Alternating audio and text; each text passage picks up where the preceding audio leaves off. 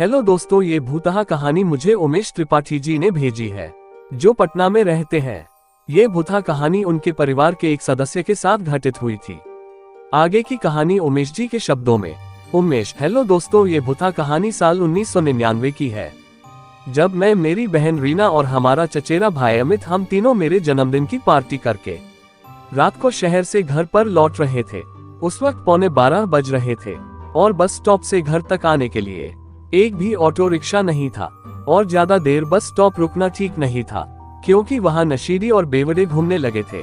इसलिए मैंने ही उन दोनों को कहा कि आज के लिए चल के जाते हैं। दोनों मेरी बात मान गए। फिर हम तीनों लगभग 1.25 घंटे में घर पर पहुंचे। उस वक्त सब सो गए थे, इसलिए बिना आवाज किए हम तीनों भी जाकर सो गए। हमारे साथ आया था ओझा बाबा बोले, बस इतना ही।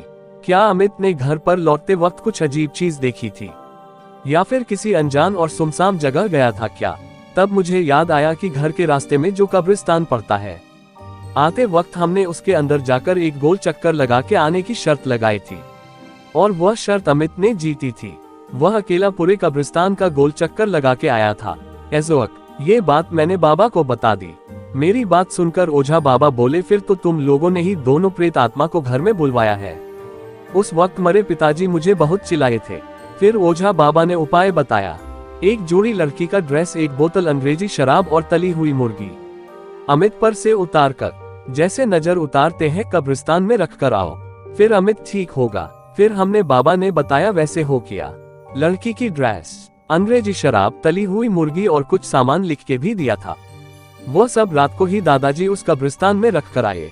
फिर अगली सुबह तक अमित पर से वह साया उतर गया और वो रोज की तरह बात करने लगा। पर अमित को उसने क्या क्या किया और घर में किस किस को पिटा कुछ भी याद नहीं था।